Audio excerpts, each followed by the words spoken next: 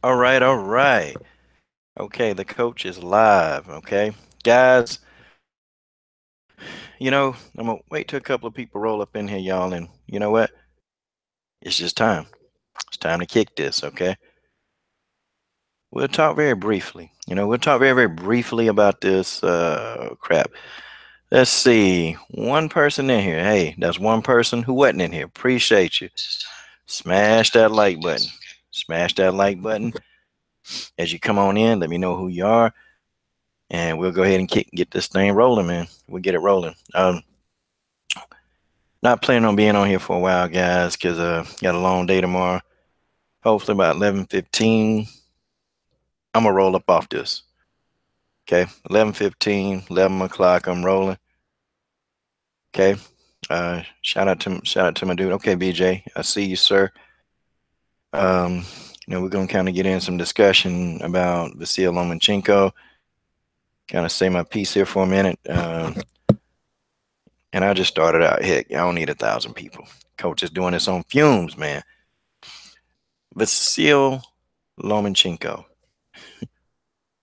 He did a number on Guillermo Rigondeaux. Definitely did a number on the guy. Um, he did. He did a number on him. And the thing of it is Rigo really actually believed that he could, overcome the weight disadvantage. That's what he thought. But he came to find out that Loma was much, much, much bigger and stronger. He just was. He was bigger and stronger. Couldn't do anything with it. Couldn't do anything with him, man. Lomachenko is on another level. My problem is though, man. You got the people, the fans, because I'm a Lomachenko fan. I've been one for a long time. You know, I've been a Loma fan for a long, long, long time. Well, maybe about 3 years I have. I ain't gonna lie. Yeah, about 3 years. I mean, I don't know, BJ. Do you keep up with boxing? Not sure. Not sure how many people keep up with boxing. Not really sure at all. But Regendow, I'm gonna tell y'all, yeah, kind of disappointed. Kind of disappointed in Guillermo Regendow. This dude quit, man. He quit on the stool. And listen, we'll talk about some of the disadvantages that Rigo had. We will definitely discuss some of those disadvantages. Okay, we will definitely do that. But he quit on the stool, man. I mean, the only thing in my mind is that he quit. And I'm just sitting here thinking maybe Rigo was trying to avoid the inevitable. Maybe he knew what was going on. You've had all these different theories. You've heard that people say that, well, Rigo took a payoff, a behind the scenes dive. And shout out to my dude Rascal 222. He's in the building, man. He's in the building. I don't know. I don't believe the whole, I don't believe he took a dive. I think he got outclassed. That's what I think. I think the guy got outclassed. That's just how it is. You know, I thought Lomachenko, he was the better man that night. I mean, what else are we gonna say? He was a better man. Lomachenko is good. I mean, he good. He good. I mean, we got to give a man his credit. Loma's good. He's very good. And I think at 130 pounds, I think nobody can mess with him. And the fact that, he actually called out Mikey Garcia, that's in my mind. The fact that he called out Mikey Garcia, I'm pretty much already on board. I'm like, okay, so this guy really want to challenge himself. That's what he want to do. He wants to challenge himself.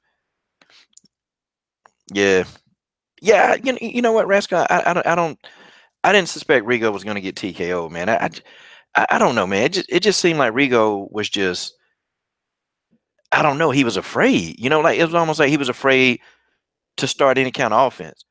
He was always like one step behind Loma. He was one step behind. He would try something. He cracked Loma with one good left hand. They got Loma attention, and then he just didn't pull the trigger anymore. Now, Rigo said his hand was hurting, which mm, I ain't trying to hear that either, man. Cause listen, man, you got people like Floyd Mayweather who he religiously breaks his hands, but he manages, he manages to finish the fight. You know, you got Deontay Wilder who breaks his hand. He's broken his hand several times, but he'll finish the fight. And Mikey Garcia won't quit, but I think he beat Mikey Garcia. I think he would defeat Mikey Garcia at 135 pounds. Matter of fact, yeah, I think he would. I don't know, man. Rigo is fast. Okay, he's fast and he's hard to hit. He's extremely hard to hit. And I mean, I got to give him his props. I think everybody that watched the fight, you know, Rigo, Rigo got to get it. I mean, I'm sorry, not Rigo, but Loma got to get his props. Yeah, I think Floyd Mayweather. Whether people love Floyd or hated Floyd, one thing that we could say about Floyd Mayweather is that he wasn't going to quit. Floyd Mayweather could have quit against Marcos Maidana, when he was getting beat up. He could have quit. Most fighters getting overwhelmed like that, they would have quit, but Floyd found a way to win. Like, you see the difference between him and Adrian Broner, K Black, what's up, man? How you doing, man? Glad to see you, K Black. K Black Boxing is in the house. This is a subject that he is definitely, good at. K Black, help me out, man.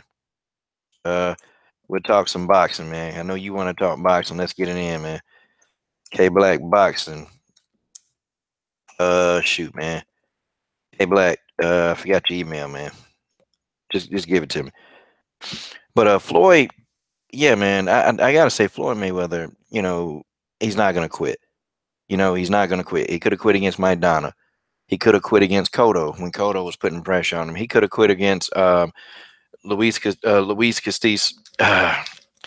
Jose Luis Castillo. He could have quit against him, and Floyd separated his shoulder when he fought Jose Luis Castillo, which, it's like, okay, what are you gonna do? He fought the guy with one hand, fought him with one arm, and that's just how it is, He fought the guy with one arm. So I don't really know, but I think, these guys, I think this generation of guys, what happened is, these guys, they get beat, they get hit. And these guys, they so used to dominating people, man. They're so used to dominating everybody that they get in the ring. That's why, we got so many undefeated fighters. Could you imagine all the undefeated fighters out there? Okay. What would happen to these guys if they took a loss? I mean, have you guys ever thought about that? Like, honestly, okay. What would happen to these guys if these guys took a loss? A lot of these undefeated people, what they owe. Like, what would Keith Thurman do if he took a loss? I mean, what would he do? What would Keith Thurman do if he took a loss? I mean, we see, we'll see what Rigo's going to do. But we definitely see what Rigo did when he was overwhelmed. We saw what Adrian Broner did when he was overwhelmed. Adrian Broner didn't quit, but it's like, it's just like his will. Marcos Maidana broke him, Marcos Maidana broke this guy.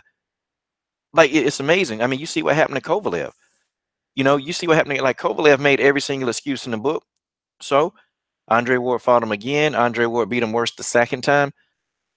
And it's like, these guys, they don't have no heart, man. They really don't have any heart to really stand up and get this thing done. All right, K Black, let's get in here, man.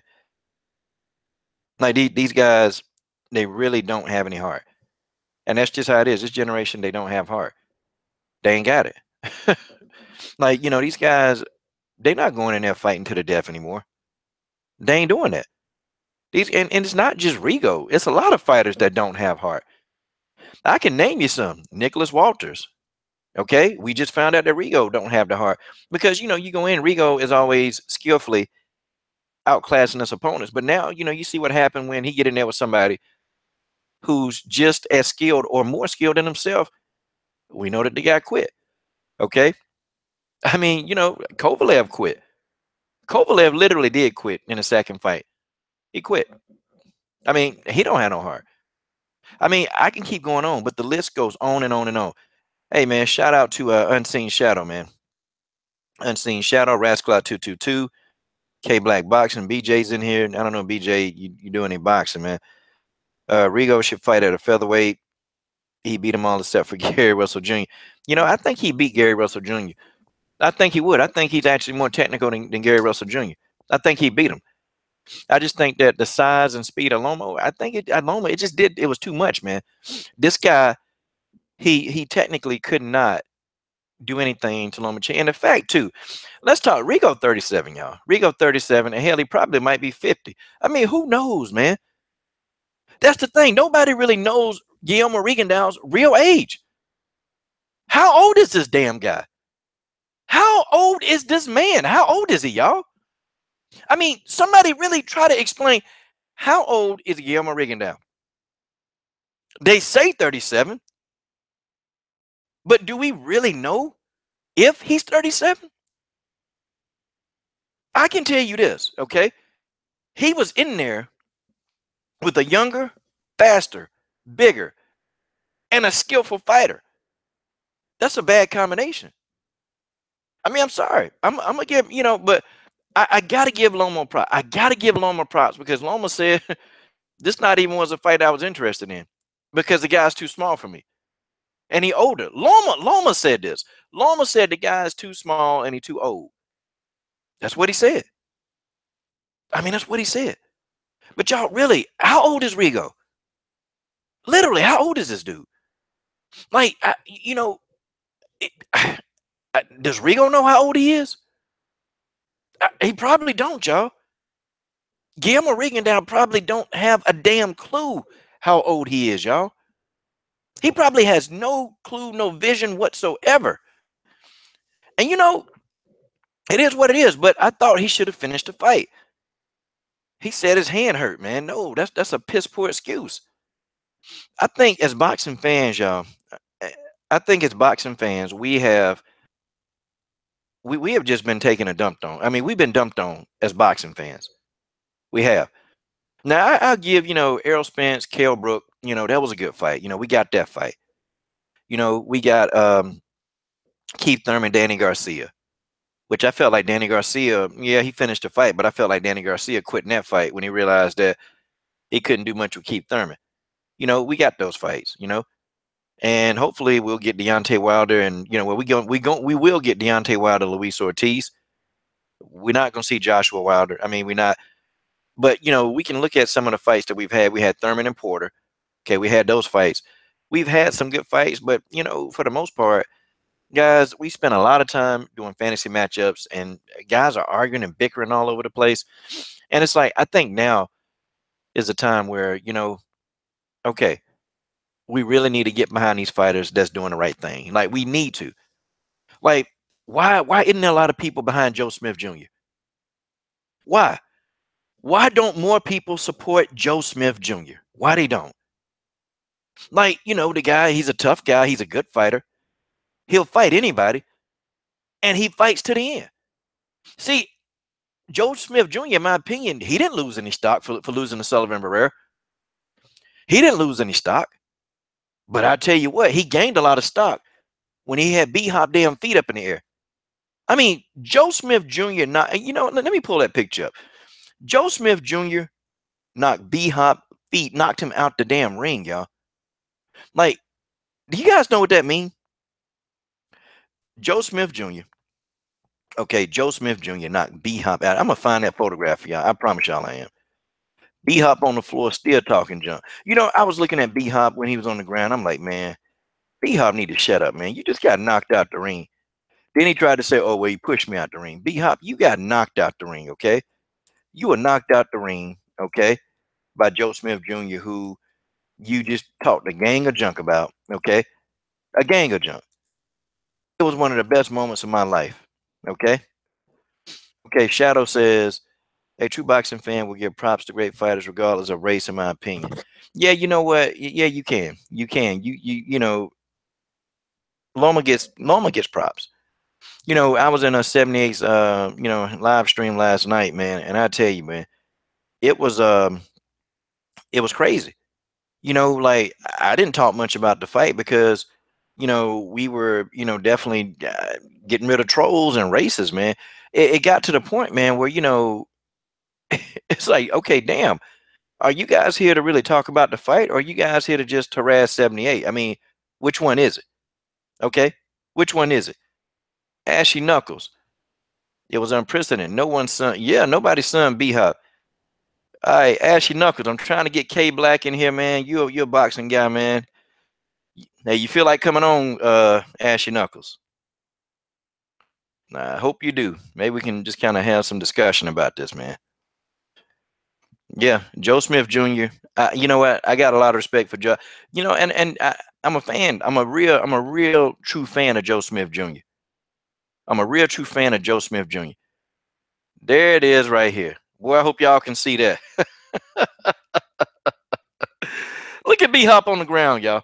Hey, this is funny. I'm gonna tell you why this is so funny. B Hop talked too much. Bernard Hopkins, he talked too much. You know, first B Hop is a criminal. Okay, he's a criminal mastermind. Now then B Hop can be a politician. Okay. Okay. Well, yeah. When the kids go down, Ashy Knuckles. Hey, man, come on in here. B Hop is a politician. B Hop is a damn philosopher. I mean, is there anything B Hop can't do? Ask B Hop. Ask B Hop. Yeah. Yeah, you know what, P Money? Yeah, man, the stuff that was going on in 78 live stream, it really was uncalled for. But you know, these guys, they sweated their boxing fans. I'm gonna tell you, there were a couple of guys, you know, Rasclot 222 was in that hangout, and he told them guys, man, look, you know, you guys F you like he was probably one of the only guys in there. You know, it was other people saying it, but I'm talking about like literally like Rasclot was just like, man, come on, this is getting ridiculous. Okay. It was getting to the point, man. I was blocking so many people, man. I couldn't even. It was so many of them in there. I couldn't even keep up, man. Like that's how fast the stream was going. Like this stream, this easy. I can keep up with anything because you know I'm not gonna have like 1,000 people in my live stream. It's not gonna happen. Okay. But he had like 1,800 people in there. So can you imagine? Can you guys imagine blocking all those people and blocking? Like I know I blocked about 70 people last night. I know I did. I blocked about 70 people. Like that's how bad that live stream got. And you know, the guys they really were trying to talk boxing, man. Nobody honestly said anything about anything racial, man. Them guys just came in and started acting a darn fool, man. Yeah, B Hop getting. I'm sorry, y'all. I just you can tell, man. I used to be a fan of B Hop, but I'm done. Hey, if you got some B Hop fans in there, man. He tried to lie. Hey man, you know, he pushed me out the ring, man. He pushed me out the ring. No, B Hop, you got knocked out the ring, son. You got your ass knocked out. This is my definition of you got knocked up. PG-13 channel. You got knocked out. Okay, you got knocked out, B Hop. That was a brutal out the ring knockout. Lomachenko is good. Okay, I'm gonna read what you said, cousin Dede. Lomachenko is a good fighter. I like watching him, but his fans are disgusting. They know nothing about boxing. They think what Loma does is new. It is not. Okay, P Money says, yeah, the hate was real. It was making me mad as hell. Yeah, man. You know what? I'm gonna be honest. I don't even think that these people really had an issue. I think they got an issue with 78. Like, I honestly think that these guys, and guys, this might sound funny, but I think that these guys are sexually attracted to 78. I think they are. Because, you know, it's amazing, man. The minute this guy, the live stream wasn't even on for 10 minutes, and them guys are already in there. It's almost like they were sitting there at his channel waiting. Because many of these guys subscribe to him. But I think these guys got some kind of sexual attraction to say. I think they do, man. I'm really starting to believe it. And he used to say that stuff all the time. And I'm like, come on, man. These guys don't have no attractions. But yeah. Um, angles, punching, and pivoting is not new. Bending at the waist is not new. No, it's not. It's not new. Loma just he took apart a tech. He picked apart a technical boxing like Rigondeaux. And yeah, man, it was impressive how he did it, but he did it to a 37-year-old Rigo, you know, or you know, he could be 50. Guys, for all we know, Rigondeaux could be about 50. Hell, we don't know. We don't know. Now, I'm not going to take anything away from Loma's victory because Rigondeaux really pushed for this fight. He pushed for it. Loma kind of was just saying, you know, the guy's too small. You know, he's too small and he's older. This is what Lomachenko said. This is what he said. Guy's too old. Okay. Guy's too old, and that's just the way that is. Said the dude too old. And I mean, can you imagine? Like, what the heck, man? What the heck? I mean, maybe Rigondeaux needed the money. Maybe he really needed the money. And maybe, I mean, guys, who knows? Who knows why? We can never answer why. I don't believe Rigo threw this fight. I don't. Okay. Unless we find something that shows clear evidence that he did, I don't think he did. He just looked frustrated, and he had that look like, I can't do anything with this guy. There's nothing I can do. And this guy's old, man.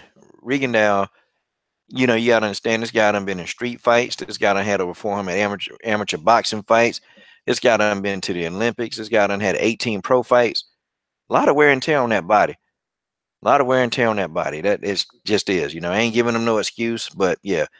Loma versus Mikey will be a good fight. Now, Mikey won't quit, but I think Mikey loses. I don't think Mikey fast enough to keep up with this dude. I think Loma beats Mikey Garcia. I think he do.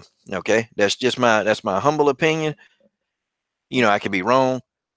I think Lomachenko beats Mikey Garcia. I think he does. I think he's gonna run into problems though when he tries to step up, and if he fights a Terrence Crawford, it's pretty much gonna be a wrap. It's pretty much gonna be a wrap. Okay. Oh, my man Andrew the Immortal is in. Okay. K Black Boxing. K Black Boxing. Drop your email for me, man. I'm trying to get you in on this boxing chat, man. Come on, guys, go subscribe to K Black Boxing. I'm about to tell K Black Boxing I'm mad at him, man, if he can't, drop that email, man, because I want to hear some of the brothers' thoughts on this, man.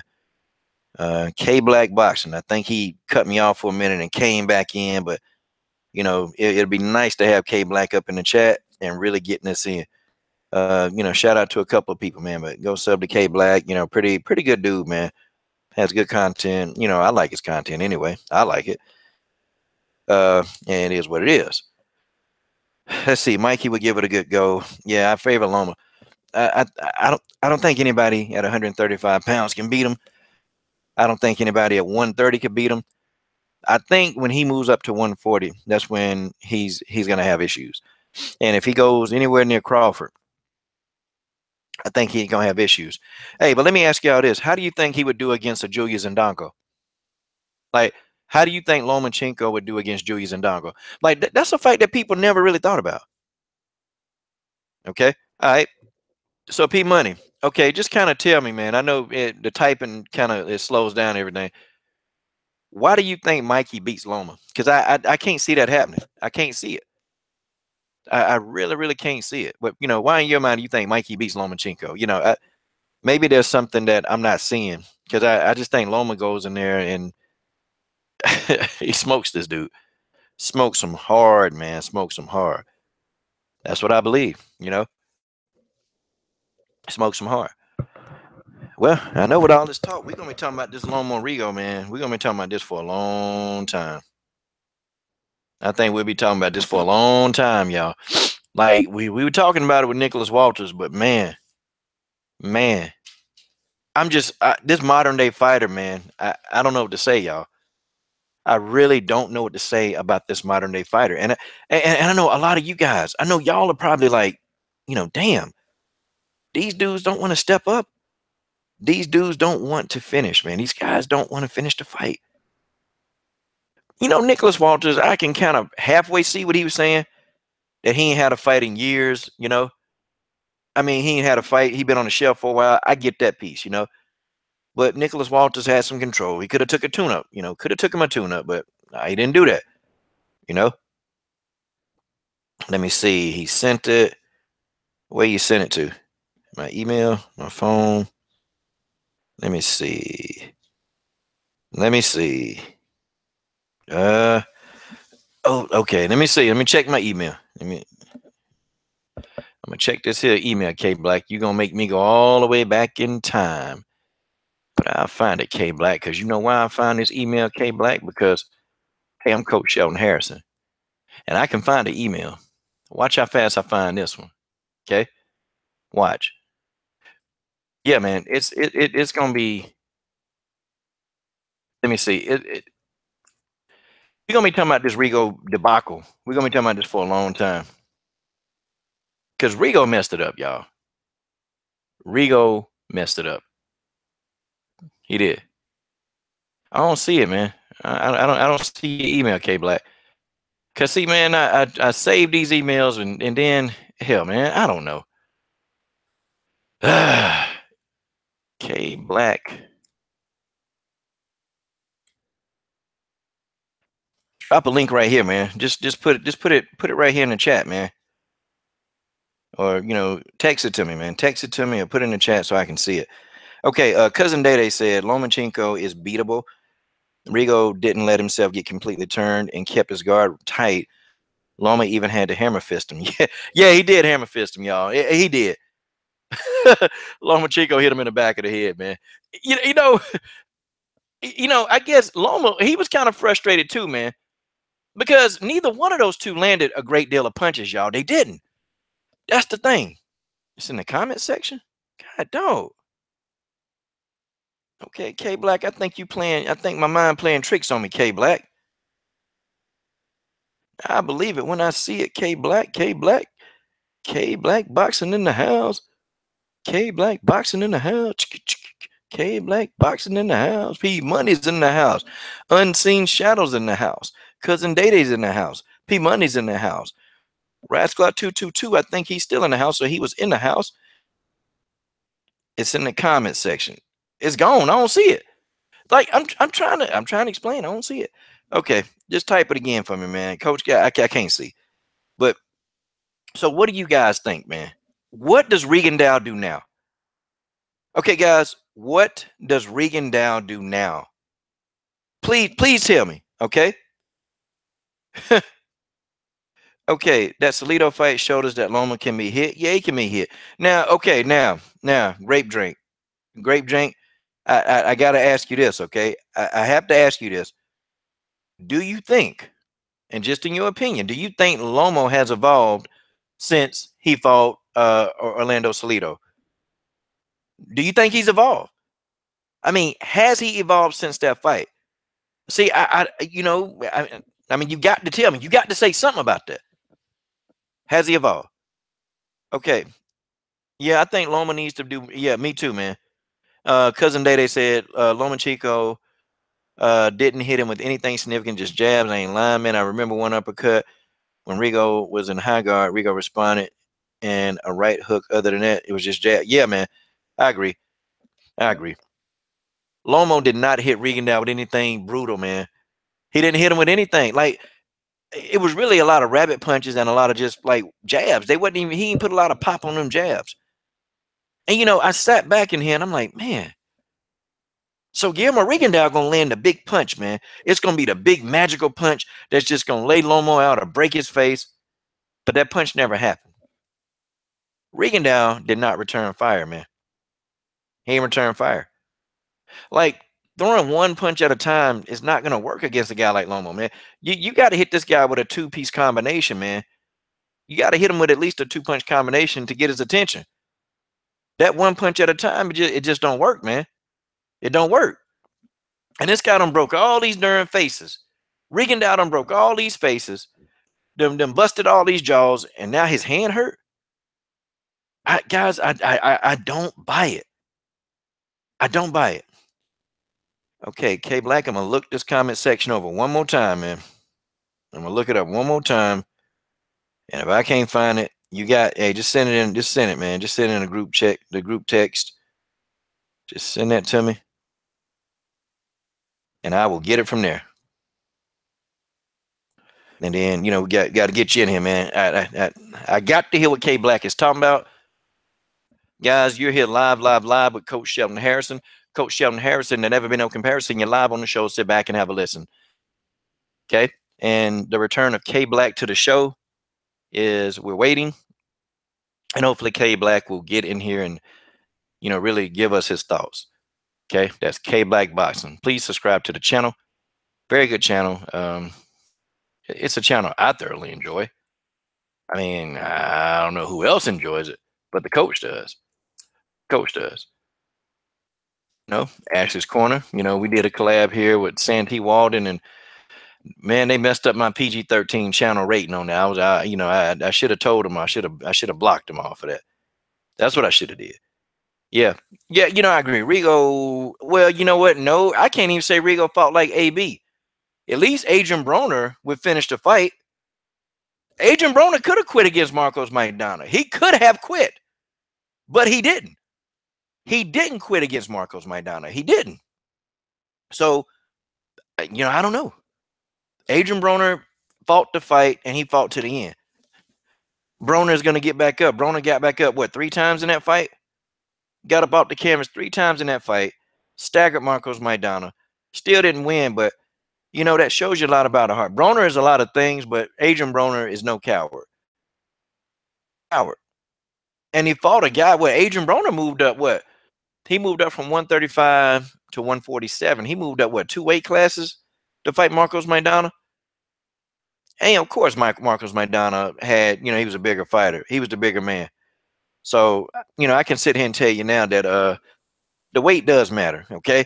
I was ignorant too. Okay. I was ignorant of that too. Like, not ignorant, but, I figured that Rigo was such a skilled technician that he would make the fight more competitive because of his skill set. But no, man. No. Adrian Broner does have. Oh, wait. Saint Cruising. You want in on the chat, man? I know we spoke, man, about a year and a half ago, man. We spoke 18 months ago. Yeah, we talked on the phone, man. Good dude, man. St. Cruising, good dude. Real good dude. But just let me know if you want in, man. Talk this boxing talk here, man. Because because then we got to go into another segment of my program. Y'all know I turned this channel into a women's MMA channel as well. So, my women's MMA fans, they kind of go crazy, man, if I don't do live streams with them. Rigo is too afraid to let his hands go. Yeah, Rigo don't let his hands go. Rigo don't like to get hit. We found out that Rigo don't like punishment. We found out he don't like to get hit. He don't like to get hit. And, so many people over the years used to compare this guy to Floyd Mayweather. Nah, man. He's no Floyd Mayweather. Floyd Mayweather would have found a way to win. He would have found a way to win, especially back, I'll say back in the days, when he was right around 36. I'll say that Floyd Mayweather that fought Canelo probably could have beat Lomachenko. The Floyd Mayweather that fought Miguel Cotto would have beat Lomachenko. Okay. And any other Floyd Mayweather, after that would have beat Loma. Now, this 40-year version of Floyd, no. Okay. This 40-year version of Floyd Mayweather probably couldn't beat a Lomachenko. Floyd done lost a step or two. Okay. Floyd done lost a few steps. I think so, but I think like the Floyd Money Mayweather, nah, I don't think Loma could have beat him, man. Floyd would have found a way, man, because Floyd has a unique gift of making these guys who throw these punches, make them stop throwing all these punches, and these guys that can shoot these angles. I mean, think about it, man. He's fought a lot of guys that can come at an angle. He's fought a lot of guys that's good at angles, man. He's fought those guys and beat those guys. But see, here's my thing. Why is everybody comparing Loma to Floyd Mayweather? Like, if y'all thought that, Rigondeaux had to fight a guy 2 weight classes up, like Floyd is what, 3 weight classes above Lomachenko? 3 to 4? It's crazy, man. That's 3 weight classes. Loma would get in there and get bullied, man. Floyd wouldn't feel his punches. Floyd would walk through his punches, man, and beat him on points. Or probably even knock him out, man. Because compared to Floyd, Lomachenko is a small dude. Floyd is much bigger than Loma. But people, they come up with these theories. Loma could beat Floyd. How? How can he beat Floyd? 3 weight classes below. Okay. Floyd is skilled fighter. He's not going to quit. He's going to find a way to win. Okay. And he's going to walk through those punches of Lomachenko. Like, could you imagine? Could you imagine Floyd fighting this dude? And every news media, even Dan Raphael, with his ham hock chitlin eating ass, he would say Floyd is picking on a guy 3 weight classes smaller. I mean, could you imagine the headlines tomorrow? Of course, that's what he said. Silly. These people are silly, man. These people are silly. All right, let's read some of these comments. Yeah, it was weird. Rigo versus Amagasa, Donaire, Cordoba. He got dropped and got up to whoop. Yeah, with anger. Yeah, he didn't get mad at Loma. He didn't get mad. He just lost his will to fight. Rashad D, what's up, man? Thanks for coming in, man. Thanks for coming in. Loma is a little dude, crazy. What, Joshua next? Okay, good, good, good. My man Ashy Knuckles finna come in this chat, man. We finna get some talking going now. See, I done told y'all, boy, we're gonna talk this boxing here today. We're gonna talk this boxing. I listen to blood boxing. Boy, that blood boxing is funny, man. Blood boxing is funny. Blood should have been a comedian, man. Should have. All right, Ashy Knuckles, it is sent to you, my friend. It is sent to you. Live and direct and full effect.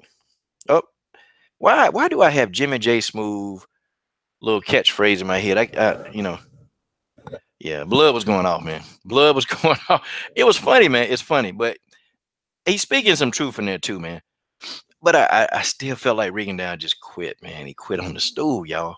He quit on the stool. Nicholas Walters quit on the stool. These guys are quitting on the stool, man, when they fight this dude. Because, see, we can't make it this. Like, Nicholas Walters is a young guy. He's a young guy, y'all. And he quit. Oh, Ashy Knuckles is in the house. That's what I'm talking about. What's good, coach? Man, what's going on, man? God, dog, this is an honor, man. Hey, y'all, man, if y'all don't know who this dude is, something wrong with y'all. Check you out. Check you out. Man. Hey, coach, I appreciate all your videos, man. I try to check in on you every time I can, man. But I'm a guy who work in the oil industry and the chemical industry. Because when I'm working, bro, it'd be hard to keep up with everybody. You know what I'm saying? But whenever I get a chance, I do tune in, man. I'll be hearing, you know, that's just the way that is. You know what I'm saying? Coach be putting it down. Oh, man. Hey. Thanks, man. Hey, I appreciate the kind words, man. Hey, that's just how it is. It's just the way that is, man. It's just the way that that's just the way that is, right? Oh, man. Yeah, man. So I don't know, man. What kind of thoughts you had, man, about this fight, man?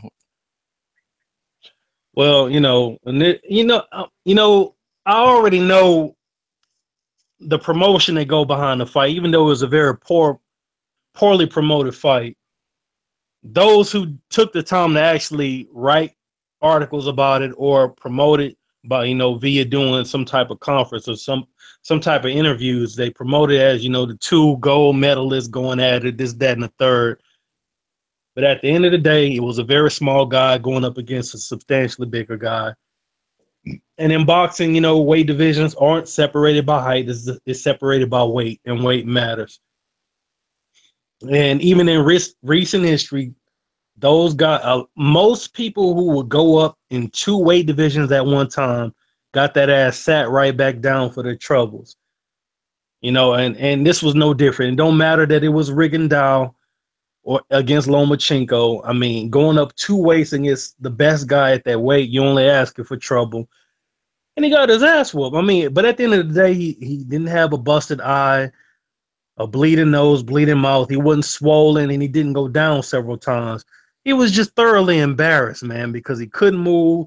He had his feet in cement. He couldn't pivot out of there when Loma closed the distance on him. He couldn't move fast enough, so he had to hold the dude over and over again. So the things that we were accustomed to seeing the great fighter that is Guillermo Rigondeaux do in the ring, he couldn't do against somebody who was saturated at that weight and accustomed to defending his title at 130 pounds, which is junior lightweight, super featherweight.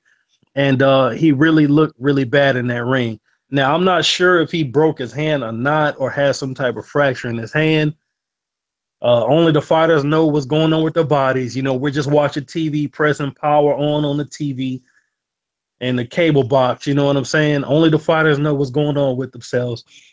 But at the end of the day, he did quit. Under no circumstances should a fighter quit on his own merit. That's why we got officials who referee the fight. That's why we got judges. That's why we got ringside doctors. And it just really seemed like Rigo wanted a way out because he wasn't getting fucked up in that ring, but that heat was on him. And I don't know if he really wanted to catch the fade that he was about to catch had the fight go on to the 12th. So, man, he caught a fade. That's just my thoughts on it. He got a fade. He caught a fade. He caught a mohawk. He caught a spike top. I mean, man, and look, he caught any kind of haircut that's out there, man. He caught them things. last night. I'm just, it's, it was bad, man. It was bad. It was to the point, man, where I'm like, God, man, I don't even know how much more of this I can even watch, man, because he couldn't get his shots off. The fight, honestly, it wasn't even an entertaining fight. It was actually kind of boring. It was really, really boring. These Right. guys, they didn't land a lot of significant punches. They didn't. I mean, what Loma landed about 50 punches, and Rigo only landed 15. So Right. that'll kind of tell you that both of these dudes really was kind of like, was scared of what the other one's gonna do. That's just how it is. Just the way it is, man. I mean, she's man. Yeah, it was some science. It was some science going on in that ring. Most people would look at the TV and wouldn't know what the hell they were watching. But at the end of the day, these guys were doing. They were sizing each other up, trying to avoid a big shot or an attack that they weren't prepared for. But at the end of the day, I think Loma decoded the puzzle a lot earlier. But at the end of the day, even though he was letting his hands go, he wasn't able to land anything flush.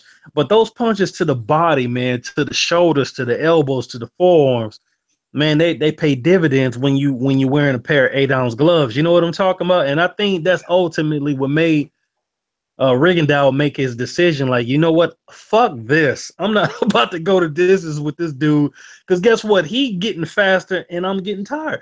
Because Rigondeaux never fought at that weight. He never put nobody down at featherweight or super featherweight. He never beat anybody at featherweight or super featherweight. And he goes up to 30 pounds and fight the best guy there.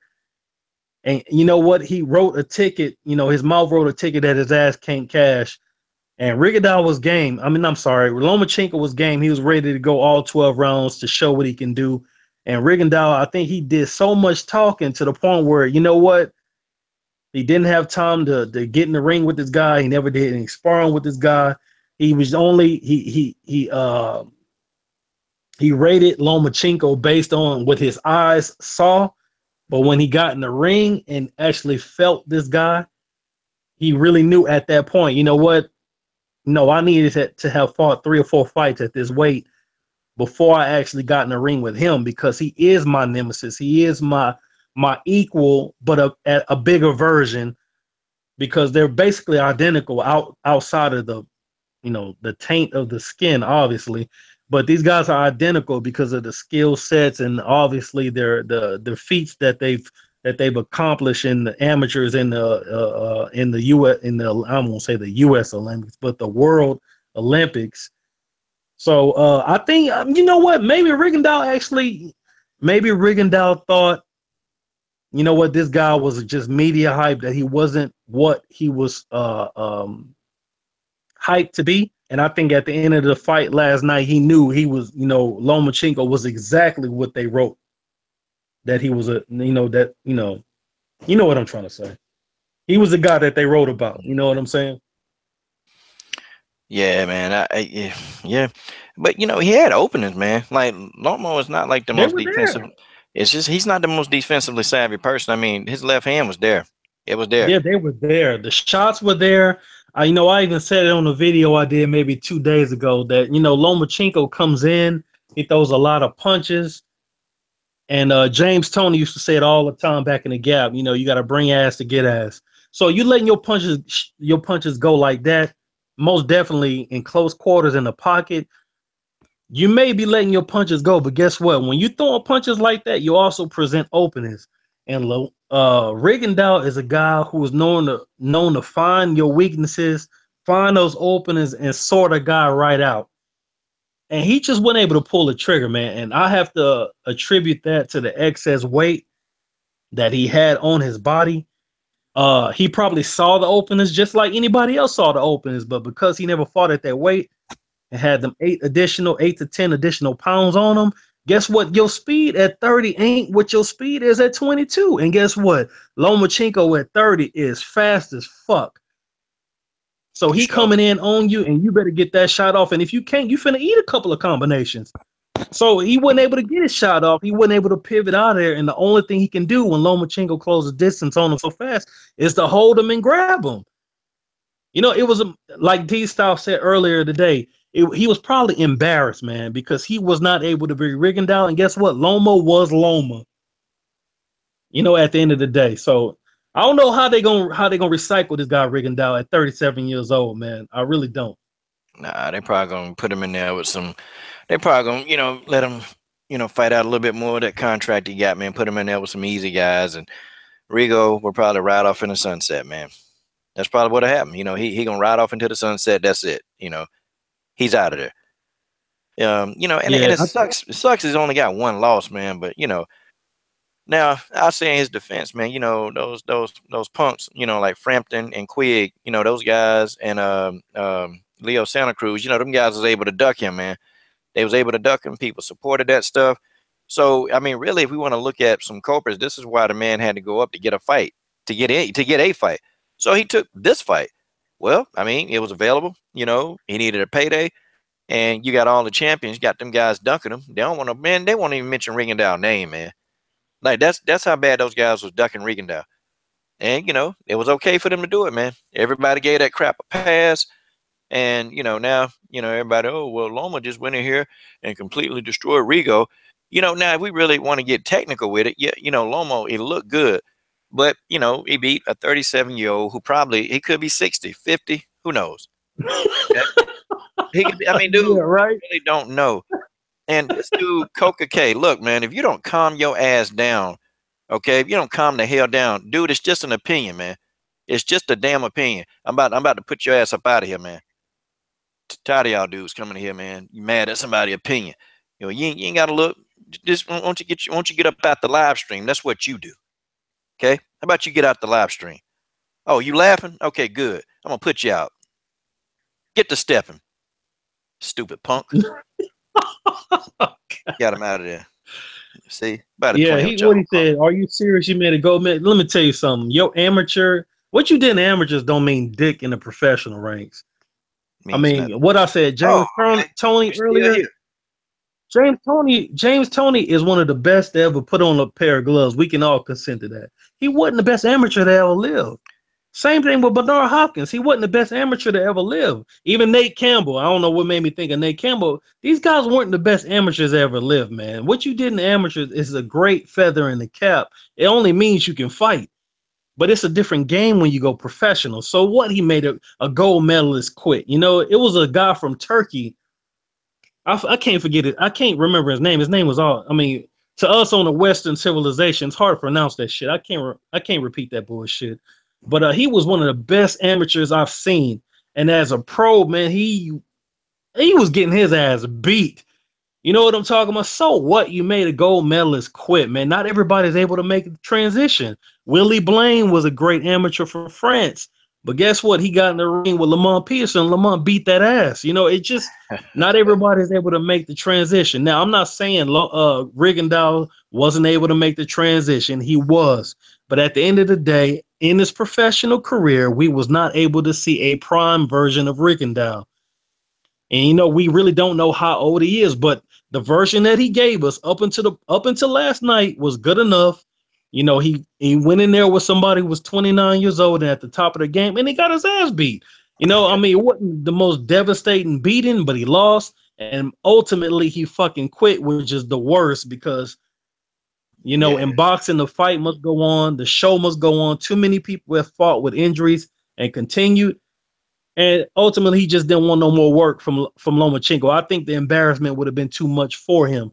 So at the end of the day, I don't know what's going to happen for Rigondeaux, but Lomachenko come out this bitch with roses on him. He come out with feathers in his cap, and he got Guillermo Rigondeaux on his leisure as a victory. Yeah. So kudos to him. Kudos to Lomachenko. He did what he's supposed to do. He did his job. He got a guy that was not supposed to be at that weight on that night out of there, and he got the victory. Point blank, period. Oh yeah, he got him out of there. He got him up out of there, and all these people saying that the fight was fixed, and I'm not listening to that. I'm not trying to hear that. The only thing I saw was a guy in the corner who didn't look confident, and he quit. Said his hand was hurting. He's bending his fingers. Man, you know what? I don't know what to believe in boxing nowadays, man. I just don't. And I think we as uploaders, we spend too much time doing fantasy matchups. We spend too much time doing that. We spend too much time, bickering and arguing with some of these fools, and yeah, we all guilty of that. Because yeah, you try to understand sometimes like what people don't understand about that you have an opinion. You just don't but then, that we should be arguing, there should be more post-fight analysis videos. There should be more, there should be more videos than fantasy matchup videos. See, them the videos we need to be making in the sport of boxing. We don't need to be making Yeah. these fantasy matchups that mean absolutely nothing. So now Rigo finally get a guy, man, that can match him on his level with speed and skill. And it's like he felt overwhelmed. And you know what? I don't even think Rigondeaux even knew, how that felt to actually have somebody who can match him like that. And he just got overwhelmed, man. He probably started saying, I can't beat this dude. I ain't getting number $400,000, man. And they ain't gonna be nothing about 100,000 when everybody get their cut of it. So I'm going Damn right. home. I'm going home with $100,000, and man, and a free ass whooping. I don't think he really. I think the benefits did not. I think the risk kind of outweighed the benefits in his mind. So he just said, You're "Forget it. I right. quit. I quit. I ain't doing this no more." You're right. But I that's the agree kiss of death. wholeheartedly. That's the kiss of death in boxing, man. Kiss of death. You can't quit. See, man, and I can put it on a whole nother platform. See, I put it on a whole nother platform. See, in the MMA field, them guys go in the octagon and they fight. See, them guys, they're less likely to quit because the paydays are not as big as they are in boxing. Paydays ain't they big. Some fighters make good money, but the paydays ain't as big. And these are opportunities because all these guys, they're trying to get to the top spot. So they're not gonna quit. They're gonna come in there and fight, man. Them guys fight more, man. But in Yeah. boxing, it's too many stoppages, man. Sometimes the refs will stop a fight even before somebody even get going, man. They stop the fight. Somebody land a hard, hard right hand. It's getting to the point now where a person can't even get knocked down and get back up anymore. Like they can't even do that no more. So I don't know, man. I don't know. But Yeah, I hear you on that front too. But a guy, like myself, I've been around for a little bit. It's a reason why they take that precaution nowadays. Because my favorite official is Steve Smoker. If you can move, goddamn it, he gonna let you fight. But at the end of the day, man, when you think about the amount of deaths that have occurred in the square circle from the sport of boxing, you compare that with any other combative sport, there's no comparison. Most guys who compete in combative sports that have succumbed to their injuries, most have come from the sport of boxing. So it's like they're doing everything they can to err on the side of safety for the combatants. So I'm with that. Just make sure it's a legit stoppage that the guy, if he would, if in your best judgment, if he was to continue, he was only gonna get fucked up even more. That's the reason why you stop it. Now, I can agree with that. I understand why they do it. I understand why they stop fights so quickly. Now, just make sure that in your best estimate that if the guy if he was to continue, if you were to allow him to continue, that you think he was gonna get fucked up even more, and that's the reason why you stop it, then I'm with you. You know what I'm saying? Because yeah, I've seen a lot of guys fight their heart out, and at the end of the fight, what, they died. They succumbed. The most recent one, I know Kovalev killed the motherfucker with his hands. I forget who it was. I yeah. know Jesus Chavez killed Levander Johnson. That's the most recent one I can think of. Pritchard Cologne. Levander Johnson. Yeah, Cologne, right? He is he dead, or is he the one that's in that's a vegetable right now? Yeah, he got around the clock service and care, man. Right. And Gerald McClellan back in the 80s, Gerald McClellan, one of the G-men, he was one of the best middleweights, and at least in my time. And he needs care around the clock. The same way. Boxing is unforgiving. You know what I'm saying? These blows to the head, man. We don't take that shit. We got beers. We got goddamn Johnny Walker Blue.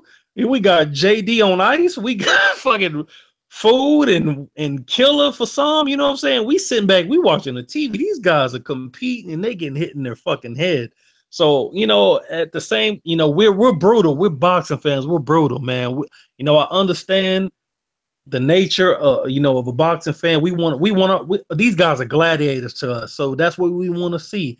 But at the end of the day, if you err on the side of safety and you really feel the fighter You know, if you were to let him continue, that he would get the fuck beat out of him. So you stop the fight. I gotta agree with the official. They have meetings on this shit. That's why I get on the media so much, because the media think they know better than the officials, and they think they know better than the judges. But the judges, as well as the officials that are sanctioned, let me not say sanctioned, but licensed by their respective state athletic commissions, they have meetings upon meetings upon meetings regarding this shit. And guess what? The media never there, but they always got an opinion.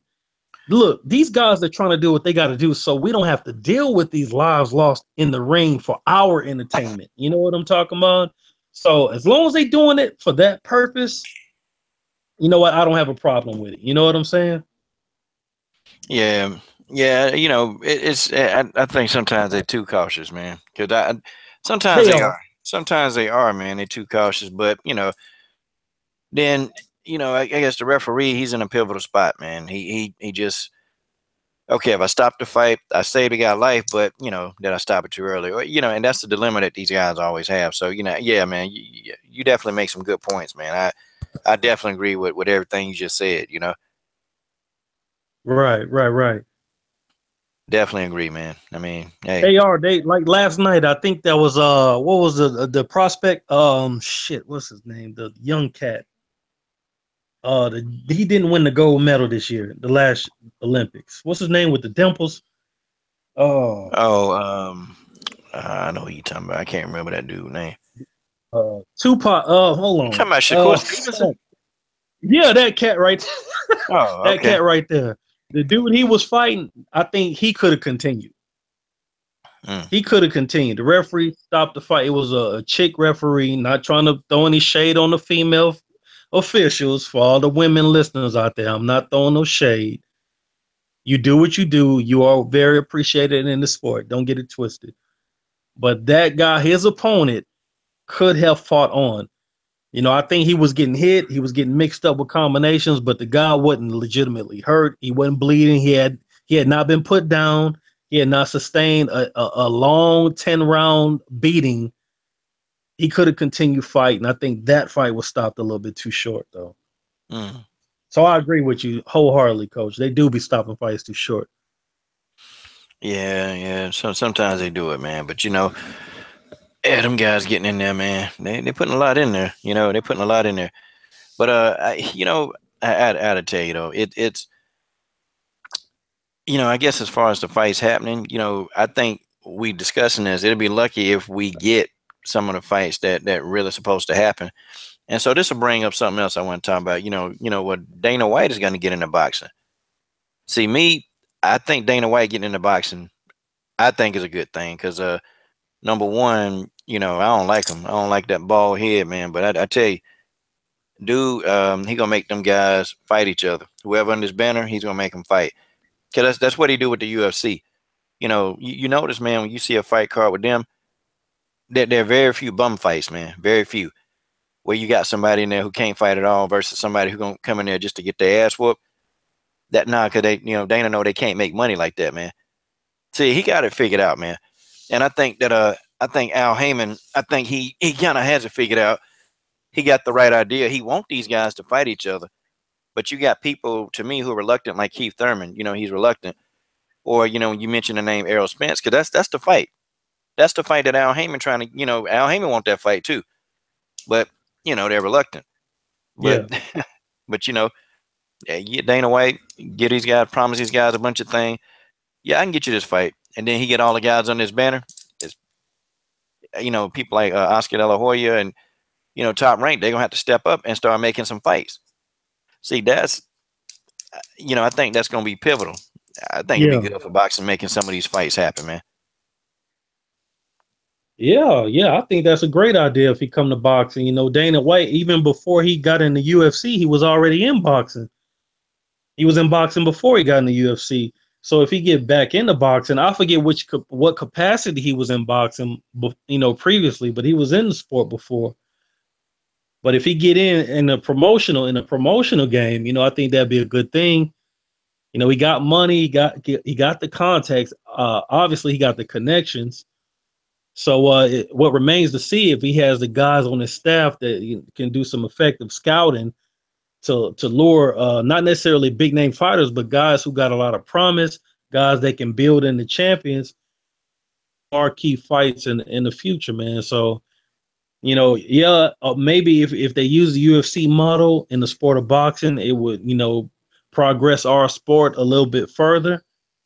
Um, it just remains to be seen. But I'm not going to be a skeptic. You think you can do something in the sport, and you obviously got the history in terms of business and combative sports, and most importantly, combative sports in the state of Nevada, which is where most of the big fights occur.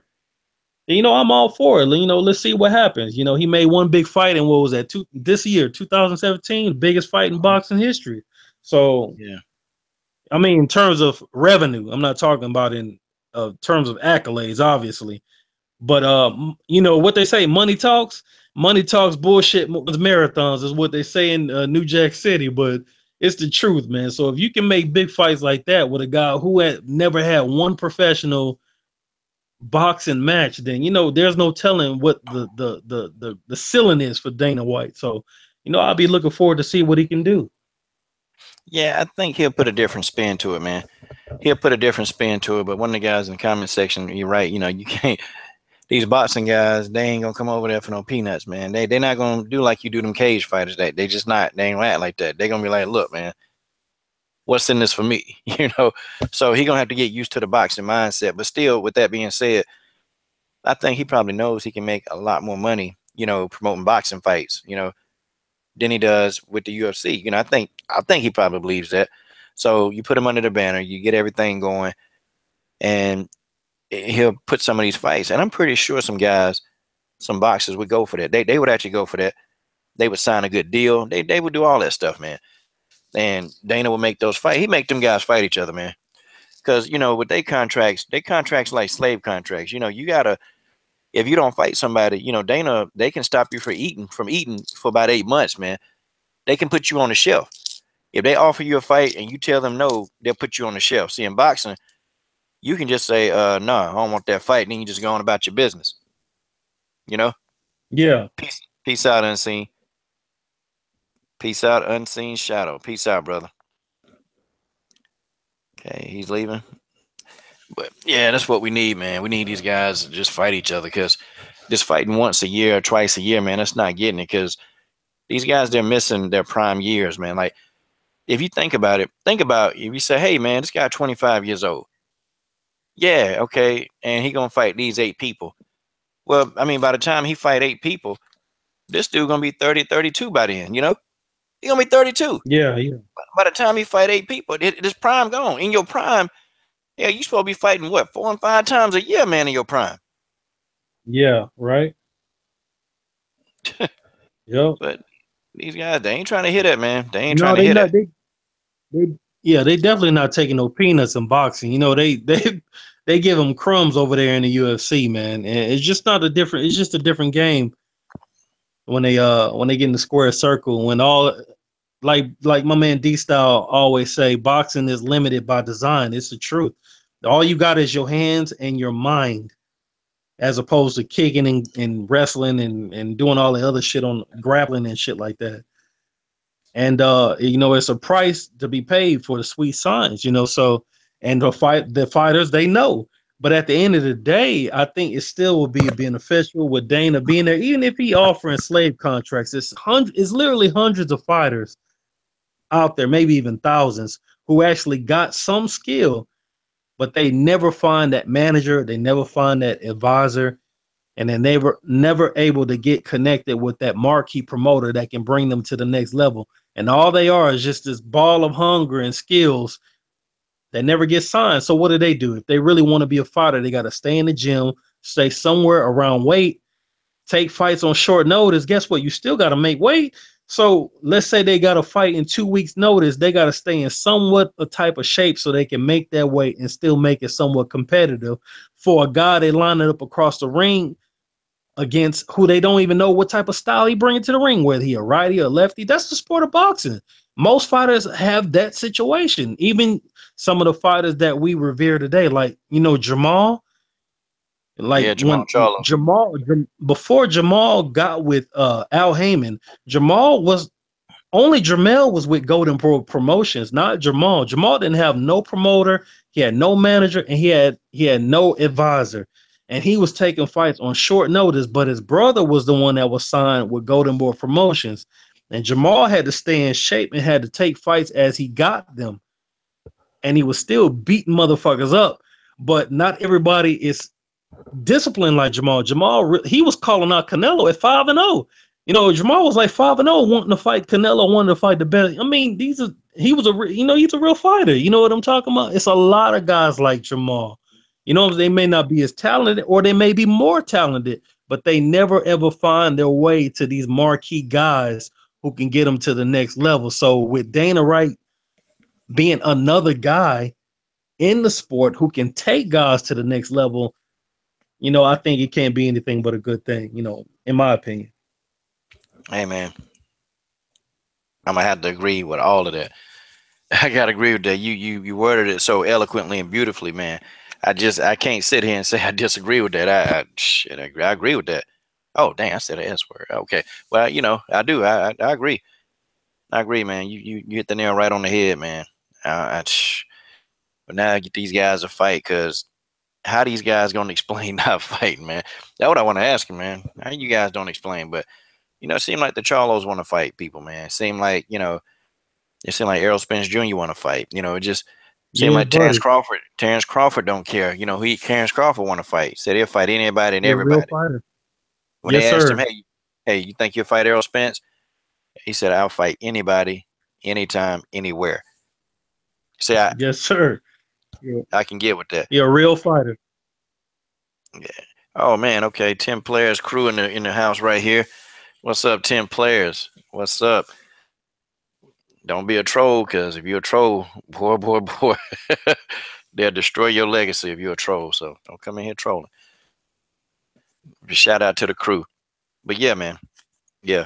All right, St. Cruising just said it looks like Wilder Ortiz is gonna happen. That's what he said, man. So hey man, that'll be a good fight, man. And I think Deontay Wilder's selling the hell out of that fight. And Ortiz, you know, I was actually glad that Ortiz, you know, went out there and told Wilder, you know what, he called Wilder, he called him a bitch, he called him a hoe.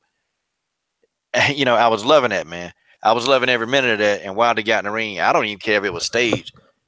It's good, man. It's good. Okay, so what you think about that? Oh, I definitely don't think it was staged, man. I mean, you know what? I could be naive. You know what I'm saying? I could be a little bit naive, but I don't think it was staged, man, because come on, you know, he saw why. I mean, me. So Wilder, you know, I'm nobody. To me, I'm nobody. You know what I'm saying? A lot of people may think I'm somebody, and most may think I'm nobody. To me, I'm just Ashley, man. I'm just Joshua. You know what I'm saying? But being at these events and stuff like that, when you at a boxing event, like not even a major event, man, it's so you can freely walk up on anybody, whether it's a star, a movie star, a comedian, a fighter. Everybody's accessible. So when I saw Ortiz duck through the ropes and start cussing out Wilder, to me, it looked like a regular fight. It would look like a regular boxing match, because you can access anybody. I mean, when I first got into boxing and start covering boxing, the first guy I ran up on was Evander Holyfield and George Foreman. They both were there that night. You know what I'm talking about? And you can access these guys. You can go right up to them, and right there in the front row, ringside. You know, and most will take pictures. Lennox Lewis don't. But, you know, they'll take pictures with you. They'll talk to you. So when you're a fighter, it's even more access. All you got to do is let the guys who's working as security and stuff like that, let them know that you're a fighter, and they let you kind of do what the hell you want to do. So, you know, when I saw Ortiz duck through the ropes and cuss out Wilder, to me, it looked like any other event. You know what I'm saying? So naturally, as a fighter, I only thought that Wilder would hear that and get in the ring, because he a real fighter. He want to fight this guy. You know, he was about to fight this guy if he didn't test dirty. I'm glad that. Oh, go ahead. I'm sorry. Go ahead. No, I'm just glad that they're actually making a fight, and these guys actually get in there and get it done. You know what I'm saying? Yeah, because you they know, both man. want to fight each other still. I'm gonna tell you though, man. You know, so Wilder just happened to be at a fight, calling the fight that Ortiz just happened to be at.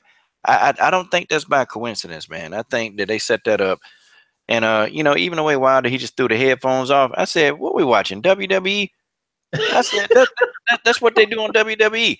Like he literally jumped in, Yeah, he right. took them headphones off, jumped in the ring. I said, "Whoop!" I said, "Yep." I said, "Boy, they finna sell this fight."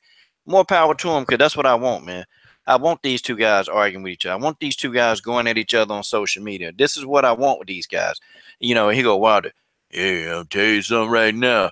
I'm gonna come in there and I'm gonna bless you. I'm gonna bless you because I'm gonna bless you. And you know, you gonna come in there and you gonna get knocked the F out, but I'm gonna bless you.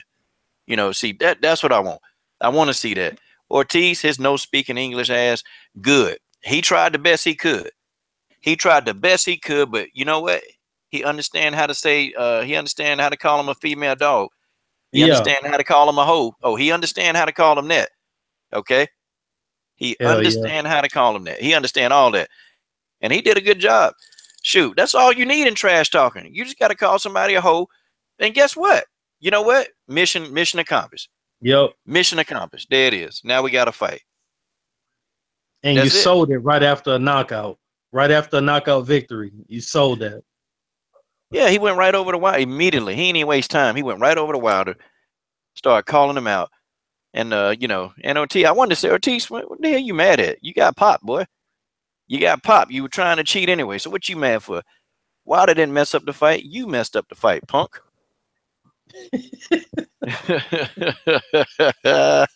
He messed up the fight. Yeah, let's Right. see what Sold that. everybody's saying. Yeah, let's see. Let's see some of these comments. Jordan Faulkner say the heavyweight Guillermo Rigondeaux just about the defensive skill. I don't know. I can't compare Luis Ortiz to Guillermo Rigondeaux, man. They polar opposites in the ring, man. Luis Ortiz will actually come forward and try to press attack. Guillermo Rigondeaux, I don't think he much of a come forward straight ahead type guy. I could be wrong, but nah. Let's see. Let's catch up. Let's see the problems. Let's see. 10 players says, "Oh, yep, part stage, part improvised. They know who's gonna be in the house." Yep. Yeah. Okay. All right. Yeah. Yeah. Okay. I think I got all the ones that's not repeating themselves.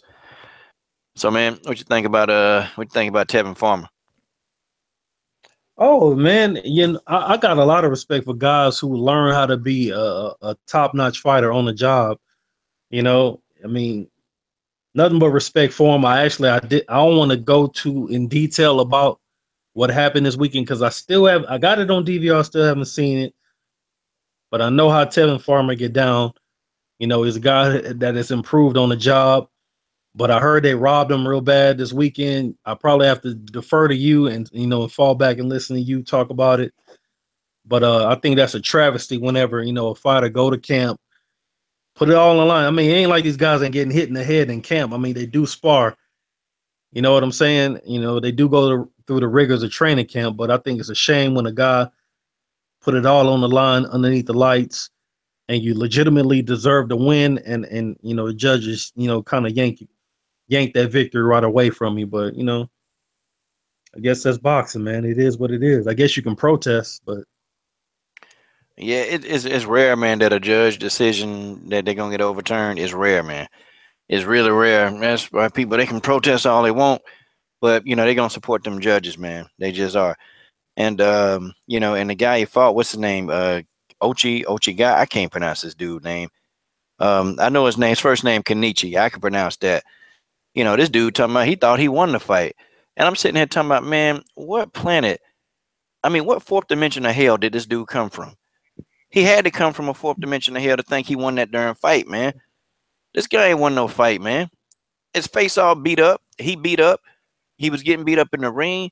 I bet you this dude went to bed, man, sleep in his bed, and probably had a dream he was getting punched in the face and woke up with a black eye. That's how bad this guy. That's how bad this guy. I mean, got in there and got his ass whooped. That's how bad it was, man. And he thought he won the fight. Like the dude, you know, gosh, man. Like if you've been in a fight and you lost it. Have you ever gotten in a fight as a kid? And we all been in a fight, man. I mean, we all been in a fight. You know, if you want to fight, if you got beat up and you're not throwing any punches back, that means you got beat up. That means you got your ass whooped. That's what this means. This guy Yeah, literally got beat up, man. I gave Farmer 9 rounds. Okay, I gave Tevin Farmer 9 rounds. I thought Tevin Farmer was hitting him with clean shots, man. Really, anything Tevin Farmer wanted to do, that's what he did. Okay. Oh, my homegirl Mary Thomas in here. She ready to talk women's MMA for a few minutes. But yeah, man. Yeah, I don't know, man. They robbed that guy. But ain't nobody gonna say nothing about that though. Or, they'll just say it was his fault or take it out the hands of the judges. Then why do we have judges? Why don't we just let these guys fight to the death? I mean, how about that? Why do we need judges and referees? If people gonna say, well, shouldn't leave it in the hands of the judges. Okay, let them fight to the death. Till nobody else can get right. up and move. That's what it need to be then. We don't even need judges. If this the case, yeah, let's get these Yep. judges out of there. Why Let's even just have rounds? yeah, why even have rounds? Just one big old put them in a cage, lock the door, throw away the key, throw a piece of raw meat in there and just let them go at it. Just let them go. Exactly. Because judges are worthless, man. Well, shoot, man.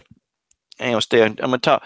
Hey, man, do you know anything? You know anything about women's MMA? Cause I promise these guys, I'm gonna give them a little bit, man.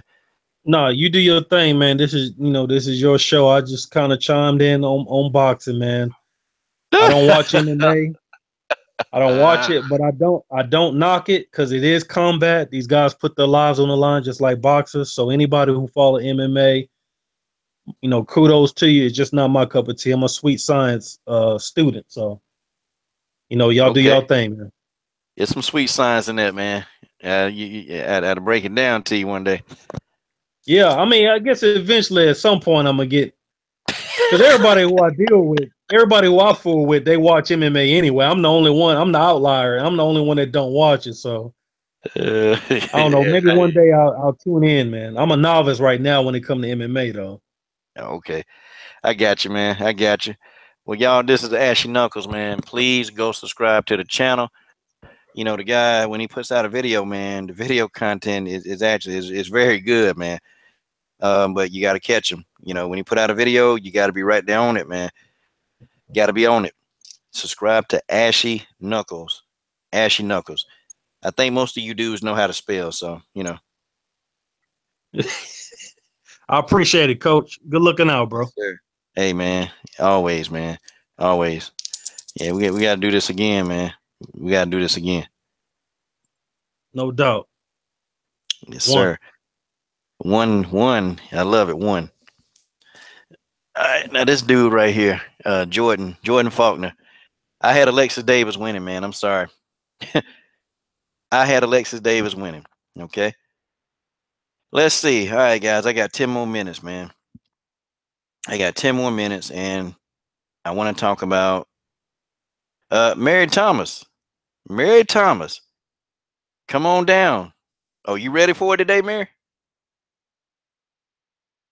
You ready for it today? Hold on, somebody calling me. Let me see.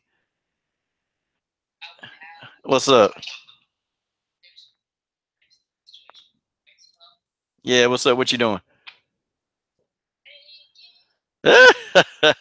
Got you a little buzz going on. Alcohol ain't good for your body. Hey, hey, I'm doing a podcast. Hey, but I'm gonna hit you back as soon as I'm done. I don't want everybody knowing your business.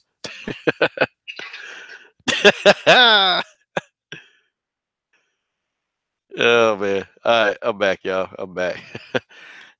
The coach doing what the coach does. The coach is yeah. I'll just be off of here in a few minutes. That's all I got to tell y'all. I'll be off here in a few minutes. Mary, you using a computer? Don't have a mic. These are lies, Mary. These are lies. That's okay. I got you. Okay. A bunch of people was ready last night though. Where was you? Hey, coach was wow. Wow. Yeah, you know what? Coach was yeah. Coach was chilling. You know, I was watching this Lomachenko Rigo fight, and yeah, let's see. Okay, The Bachelor. Nah, am I a bachelor? Well, you know. Let's see. Salito is done. Nowhere near the top. Yep, he's done. Hey, coach, did you watch Valentina's new interview with Ariel Hawani? Nah, I didn't. I ain't watch it. I can't wait to Valentina have an interview with the coach though. Okay, that's gonna be a memory. It's gonna be epic. Track and field videos. Yeah, you know what? You know, that's my. I got a background in track and field. I got a background. I got a background in track and field and boxing. And yeah, okay. I can do some more track and field videos, man. That ain't that hard. I can do those. You know, just got to stop being lazy and get it done. But guys, this Thursday on the show, I'm gonna have Jamie, the pretty assassin Thornton. They're gonna be live on the podcast with me and the amazing Eric. Okay. Let me see. Do I think Davis can be elite at 125? No. Okay. No. You know what? I think she's too big for that division, man. Alexis Davis looked like the crypt keeper, man. She looked like somebody took her face and sucked it in, man. Like crazy. Oh, DCTV, what's up, Darren? James DeGale, yeah, Darren James DeGale got beat up, man. I thought James DeGale took a beating, man. James DeGale didn't look right. He didn't. LDBC, that's right, that's right. Why is Tecia Torres in the title? Because we're gonna talk about Tecia Torres. We're gonna talk about Tecia Torres because Tecia Torres, I tell you, man, Tecia Torres is great. There go my dude, Red Glove Militant. Red Glove Militant, the mysterious Red Glove Militant. When you go there, you kind of always want to know about the mystery of the Red Glove Militant. What's up, man? Yeah, because Tecia fought Rose before, and apparently, I think Tecia Torres deserves that title shot. If anybody deserved a title shot, it's Tecia Torres. Okay, Tecia Torres, I think she's earned that title shot.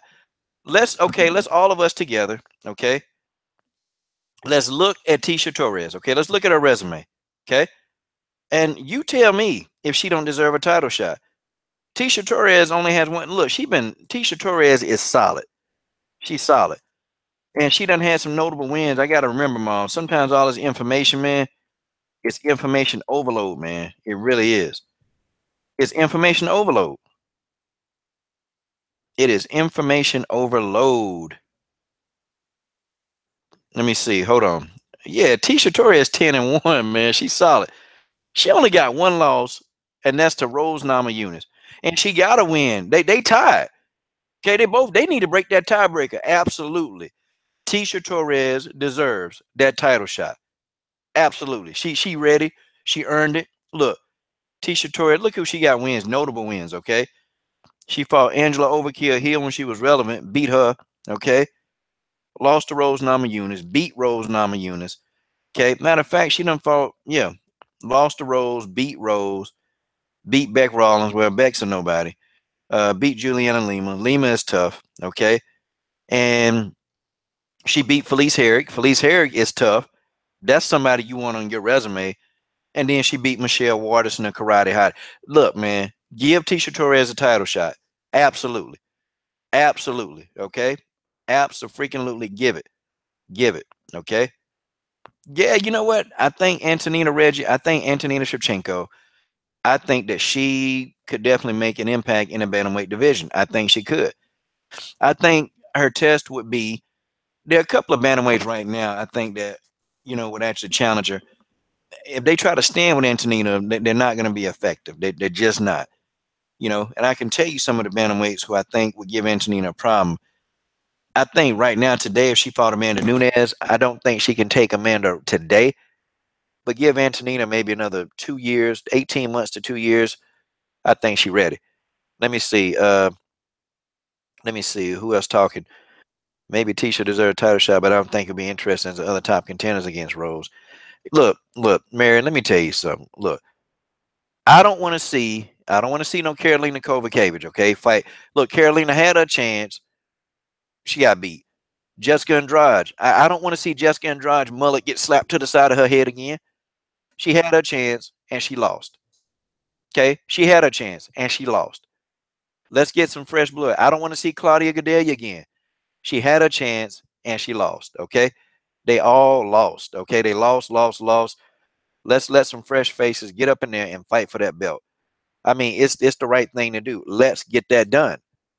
Let's get it done. Okay. I mean, it is what it is. Okay.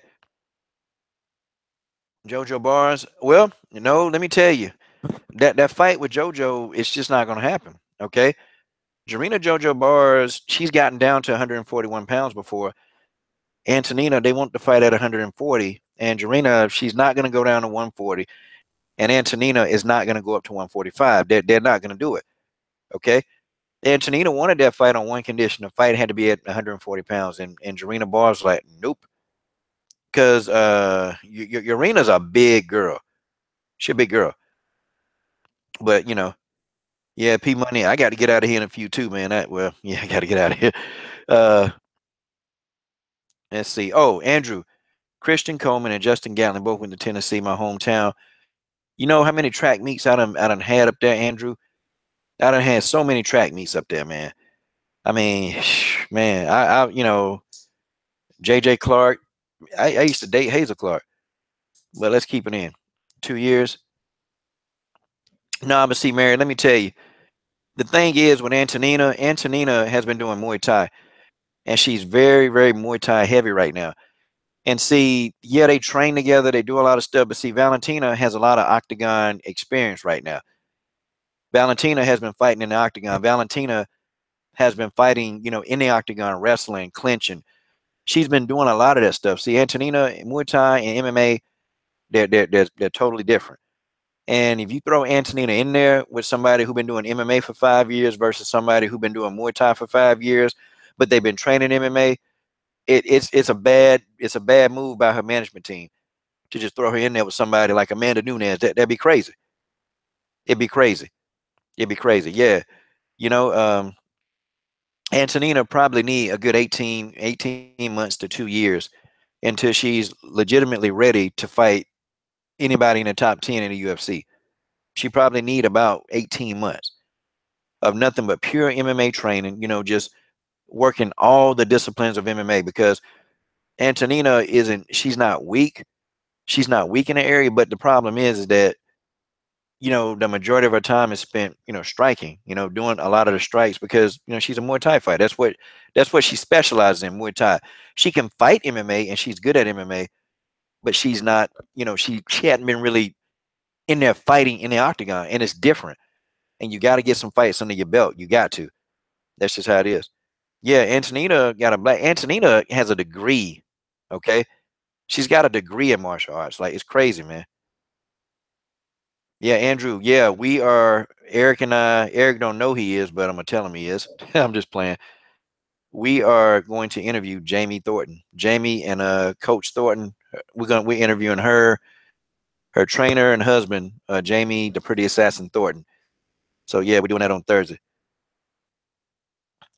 No, no, no. See, I'm not saying Antonina, her MMA, other stuff in instinct. It is, but also see if you can train something all you want, but then let's say if Antonina just trained for a whole year but don't do any MMA, it's different, and you're at a disadvantage. And she would be at a complete disadvantage if she's training MMA but she's not having any fights. Antonina need a lot of low level fights, okay, to prepare for these people in the top 10. She needs a lot of low level fights. Like she can't go in there like just having training camp at the training camp at the training camp and get in there and fight. It's totally different, especially if your body not used to actually fighting in a fight environment. Because training and fighting is two different things. It's completely different. Like when you're training, you're training for a purpose and you're trying to get stuff done, and you're trying to work on a skill set. But see, in the fight is different. You're not working on a skill set when you're fighting. Okay, you're trying to survive and you're trying to win. So whatever skill sets that you had, you've learned them in training. And fighting is a different environment. You need about really 3 or 4 fights. And I recommend these fighters take 5 fights really in the amateurs before they go pro. And that's you've been working and fighting pure MMA, not just the striking component, but it's different. And see, Antonina's manager, they're not going to put her at a disadvantage. Okay, they ain't gonna do that. They're gonna make sure that she's prepared. So when she does make that jump and have to fight somebody in the top 10, Antonina Shevchenko is gonna be ready. She's gonna be ready to do what she's got to do. Yes, I interviewed Arlene Blenko, and y'all don't know who that is. Arlene Blenko, I'm telling you, Anger Fist. Her name suits her. Anger Fist. I interviewed her, man. I had fun. And she's gonna come on this podcast. So Anger Fist is gonna be here.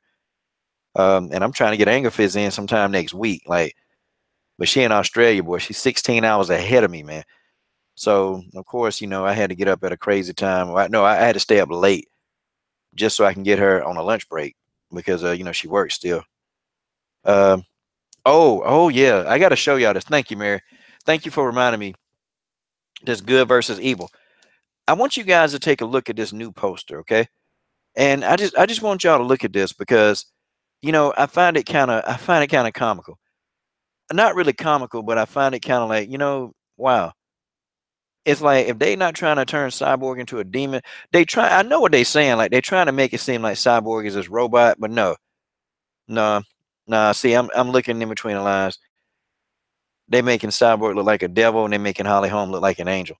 That's just how it is. This photograph, it didn't resonate with me very well. I wasn't. I'm just not. This one right here, okay? This one right here, okay? This one right here. See, this is the photograph to me that they got Cyborg looking like a devil. She's not looking like a cybernetic robot like they were trying to intend. She's like a devil, okay? And they got Holly Holm looking very angelic. Do you guys look at the glow around Holly Holm where Cyborg got these demonic looking eyes? Like, what the hell is this? And I know Cyborg probably gonna put this on her Twitter page or probably will. And it's like I'm like, do we even understand what this is? Because this to me, I don't know. I don't know. I'm really not really feeling this. I'm just not. Like, I understand if they want Cyborg to be a villain, but Cyborg not a villain. Amanda Nunes could play the villain. Cyborg can't play the villain. But look, I'm just saying, they got Holly looking like this angel with this glow, but they got Cyborg looking like this damn dark demon. Like, what the hell is this, y'all? What is this? Are you serious? Okay, NSF TV.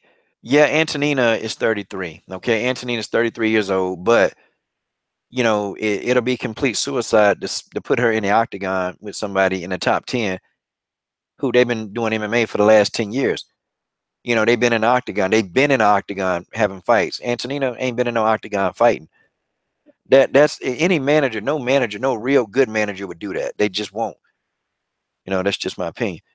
But y'all, I'm looking at this, man. I'm looking at this, and I really don't like this because I mean, what kind of message is the UFC sending? I don't know. People will coach, man. You thinking a bit too much into this. You really are. You're thinking too much into it. No, Chris Cyborg got photographs of herself. Okay, she got photographs where she actually looks like a cyborg. But this don't look like a cyborg, y'all. This looks like a demon from hell. And then they got the fire all around. Like what is this? What is this? Yeah, I don't. I think I know what they're trying to do, but I don't think they got it. The fire, brimstone, hell, and the rocks. Look at the rocks, y'all. They in hell. They're in hell. That's what this man. Oh, good God Almighty. Good God Almighty. Yeah, stamina. I think they missed it with this one. I really think they missed the boat. I think they missed it. Wow. Yeah, this is yeah. And I thought about it. I looked at it and looked at it and looked at it and looked at it and looked at it. Like what are they saying? Is Holly going to hell to fight Cyborg? Is Holly this angelic figure that's going to hell to go fight the dark demon Chris Cyborg? I don't like it, man. I really don't like it. And this sends out a message, to me that God, they really want Cyborg to play this villain role, and they really think that this is a demon from hell. I'm sorry. This looks like no robot that I know. Does Cyborg look like a robot in this picture? Not really. I don't think she does. Okay.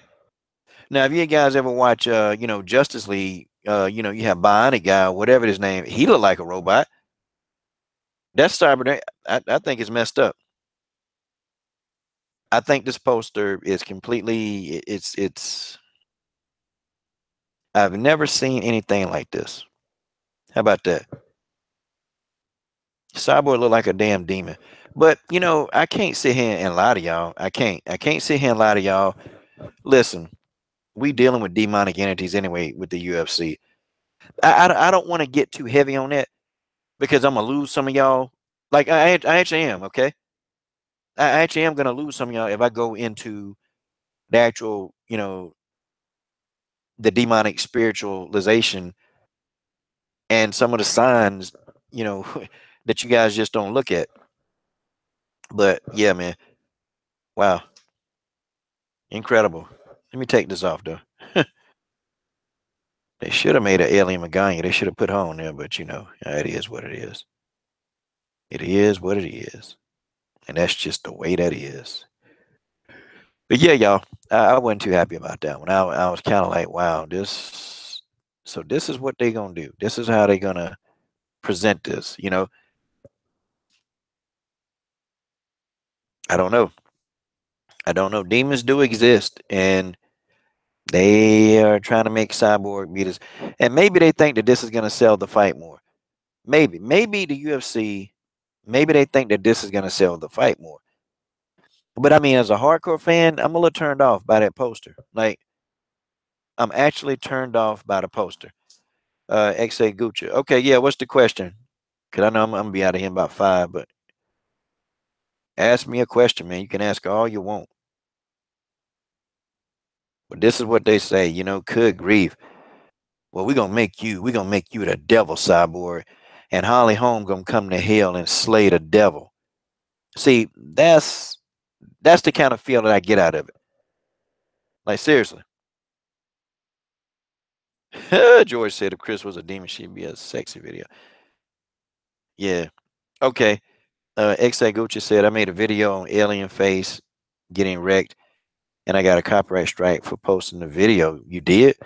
You know what? I had a lot of people, trying to go at my video that I made, but I don't know. YouTube, for some reason, man, they pick and choose, man, because I had a lot of people hate my video. Yeah, but you gotta appeal that one, man, because all you're doing is all you really, I mean, all you're doing is talking about the fight, man. And you should get that overturned. Yeah, YouTube should overturn it. You know, they should. Yeah, man, you shouldn't get a copyright strike for that, man. It's ridiculous. Angela Magana can dish it out, but she can't take it. I'm sure Angela Magana had legions of her people come to my channel. I know Angela Magana saw my video. I know she saw it. Matter of fact, it's ironic how some of the comments would match something she say, but it is what it is. She probably came in. A lot of people just start thumbing the video down and all this other crazy mess, but that's what they do, man. See, they can dish it, but they can't take it. They can dish it, but they can't take it. Yeah, YouTube, it is getting censored, man. It's getting very censored. You can't do and say certain things. And my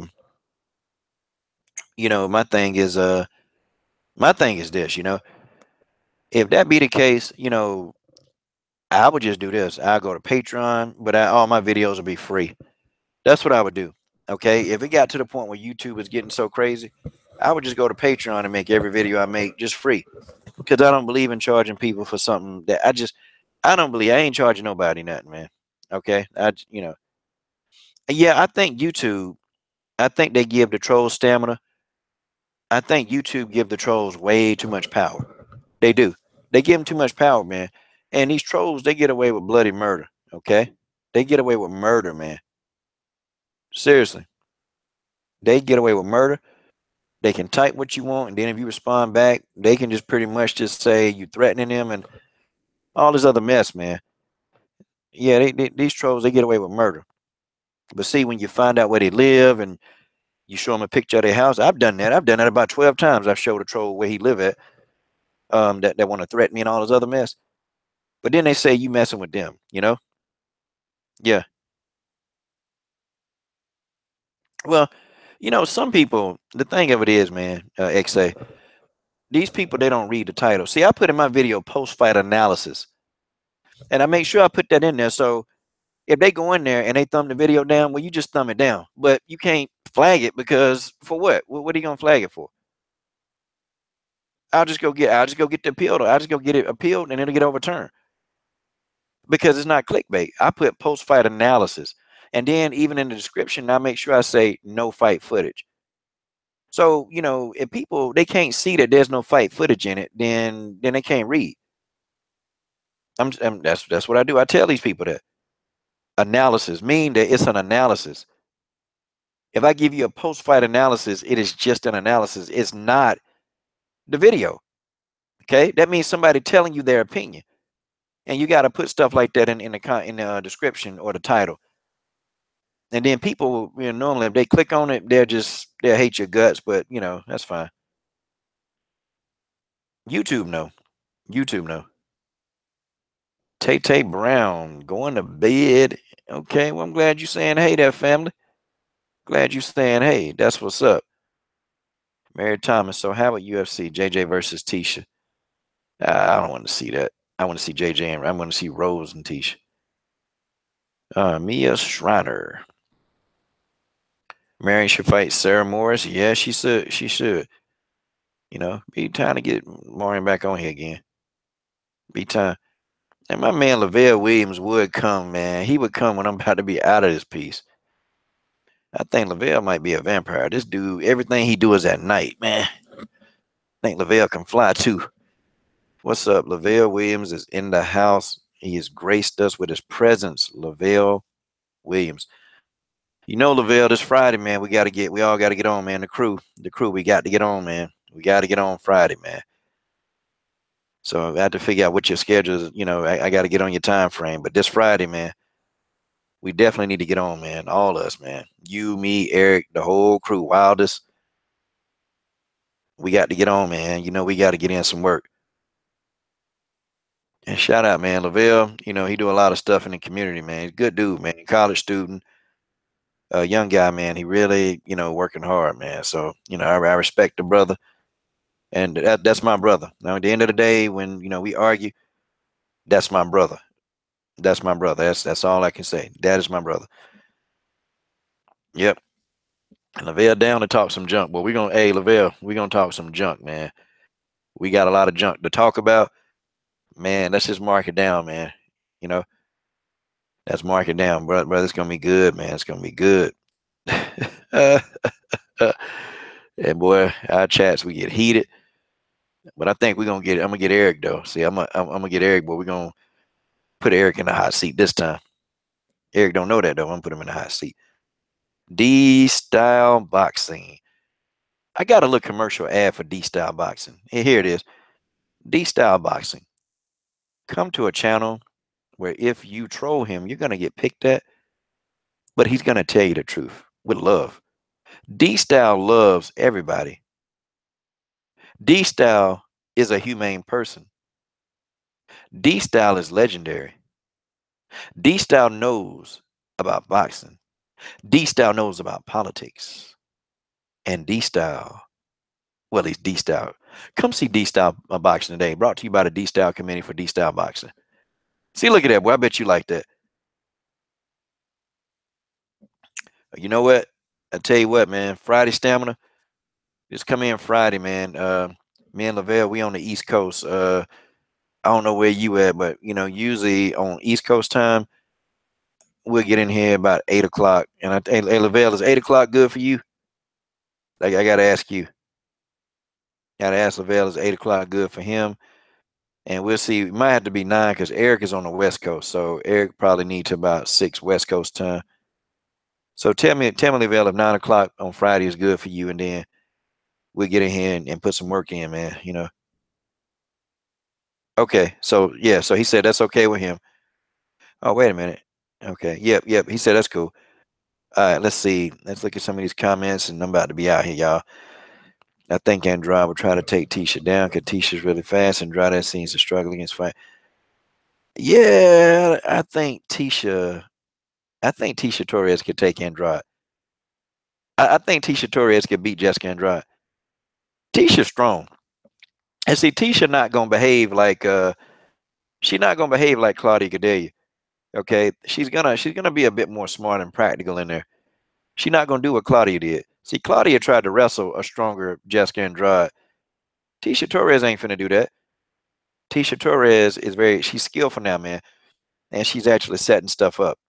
Okay, yeah, y'all go ahead and subscribe to Lavelle, the Fit and Fine with Lavelle Zachary West, man. Y'all sub to that channel. That's his real channel, and that's where I guess that's where you dropping videos.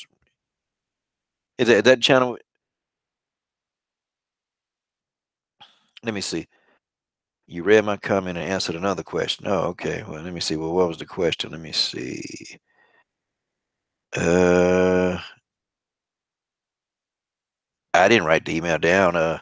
But yeah, man. Yeah, if you want to come on Friday, man, just 9 o'clock East Coast time, we get in, man.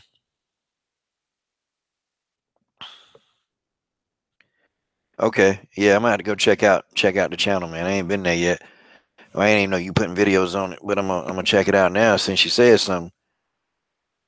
Let's see. Fighting Andrade on the inside is a bad idea. Yeah, nobody with any common sense gonna do that. Like Joanna Jacek didn't do it. I mean, nobody with any kind of sense is gonna fight Jessica Andrade on the inside. That's stupid. Okay, it's stupid, and nobody's gonna do that. You think Rose Namajunas gonna do that? Absolutely not, because Jessica is going to come forward. Okay, Jessica's gonna come forward. She's gonna continue to come, no matter how hard you hit her. She's coming forward. I think Jessica fights her style. Her style is completely sloppy, and longevity in a career, she ain't gonna have it. Jessica Andrade, somebody gonna knock her out because of the way she fight. The girl don't never move her head. She can't take a jab. I mean, you ought to see her, man. Jessica Andrade is a mess in there. And the reason why she was able to move up the ranking so fast is because she's a weight bully. And she's got the size advantage over everybody in that division. So she's able to bully them around. And they can't withstand it. Jessica Andrade is still fighting when you resting. Oh, okay. Sure. I can do that. You can get up on a live stream. Here is it'd be cool if you got on a live stream though. But okay. Yeah, I can see Rose and Tisha putting Jessica to sleep. It's gonna take a hard punching person to put Jessica out. It's gonna take somebody who can hit, okay? It's gonna take somebody who can literally hit, okay? And Matt Hugh, Jessica Andrade is a weight bully like Cyborg. Well, no. Cyborg is fighting at what? She's fighting at featherweight. Jessica Andrade just fighting at a strawweight. Jessica Andrade's too big for strawweight. She really need to be a flyweight. But Matt, we know you don't like Cyborg, okay? We know you don't like Cyborg. We know that you are a Chris Cyborg detractor. Listen, man, Cyborg is gonna whoop your girl Holly ass. Look, get used to it, Matt. Listen, okay? It doesn't matter. Doesn't matter. I'm biased. And I'm gonna tell you that I'm biased, okay? Biased. You have to get that through your head, Matt. You just gonna have to understand. And if you don't understand, I still don't care. I'm biased.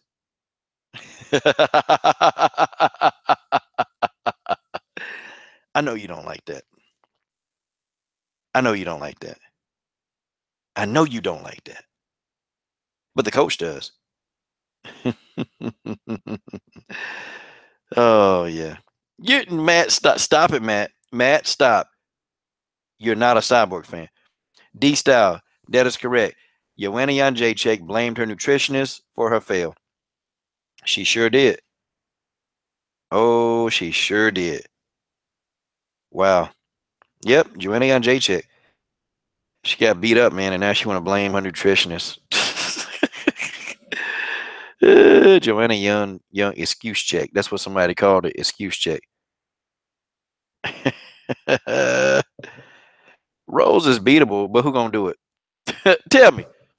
Who can actually take Rose out of here, man? Uh, oh man, I love it. I love this. I love it because it's fun. But the coach is finna be out of here, y'all. The coach is finna be out of here pretty soon. Yep, D-Star, she remind me of Paulie. She really remind me of Amir Khan. That's who Joanna Jacek remind me of. She remind me of Amir King Khan. Every time Amir King Khan get beat, he changed trainers. She remind me. Yep, Pavel has a plan. I believe Pavel has a plan. Pavel Fedotov has a plan. He just do. It's one of the greatest minds in the world of MMA is Pavel Fedotov. He does have a plan, y'all. He is going to assert that plan. But will we know? But will we know? I don't know. I think Urena is a beast. I don't think Holly can do anything better than Urena. And I definitely don't believe Holly can beat Urena in a kickboxing match. Absolutely not. She get destroyed. Holly would get destroyed. And Urena called out Holly Holm. She called out. Called out, said, I will fight you in a kickboxing match. Didn't happen, though. Didn't happen. But y'all, thank y'all for joining the coach live. The coach has had a lot of fun, online playing around and having fun with y'all, but it is what it is. It is what it is. Yep. D-Style, you're right. D-Style, you're right. They have to set those kicks up. You just can't stand there and throw them, But people don't understand. They don't understand. Matt Hugh. Oh, gave me the peace sign. That's pretty cool. It's pretty cool, man. It's pretty cool. Guys, that's Matt Hugh. He's always leaving great comments. Yep, next show is going to be Thursday. Me, Amazing Eric, and Jamie, Pretty Assassin Thornton. Also with Coach Thornton. They're going to be on the stream, and it's going to be a good one. And Friday night, the return of Lavelle Williams. The return of Lavelle Williams. The popular Lavelle Williams is returning, and he's got a lot to tell y'all. Guys, we'll drop it on that live stream. This is your boy, Coach Shelton Harrison. I'm done. What are you waiting on? Subscribe to the best women's MMA platform on YouTube. Yes, it is Eastern Standard Time, okay? 9 p.m. Eastern Standard Time. Thursday night, okay? Thursday, it's going to be 10 o'clock Eastern Standard Time, 7 o'clock, because the Thorntons there on West Coast time, and I'm trying to make it convenient for them. But Eric, he'll get there. It'll be 7 o'clock. Mia, my girl, glad to see you again. Easy work, but guys, the coach is out. Yep, 6 p.m. for you East Coast. And Friday, Mia, be there Friday, because me, Lavelle, Eric, we're going to try to get Wildest Moments back.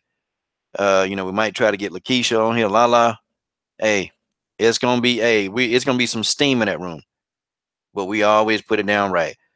D-Style Boxing, my main man. Hey, man, we got to get D-Style in on here on some women's MMA, man. Let me see how he do. I think D-Style can hold it down. But, guys, I'm out. Peace.